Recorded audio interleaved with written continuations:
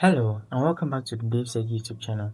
Now in this tutorial, I'll show you how to connect or add a TV on your Onn TV.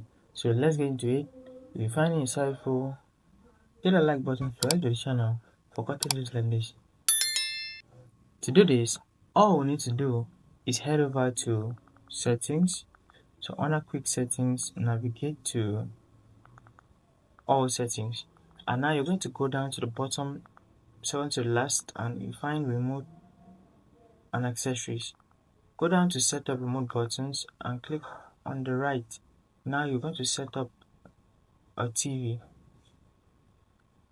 You can find the add device. It says add a TV receiver or soundbar.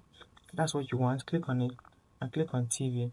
Now select the brand of your TV. It could be any of this, and when you select it, get to connect, and that particular TV will connect to your Onn TV, and from there you can seamlessly navigate. You can even use the remote of the TV on your Onn TV, and that's as easy as it goes. That's all for this tutorial. If you found it insightful, hit that like button, subscribe to this channel, and I'll see you in the next video.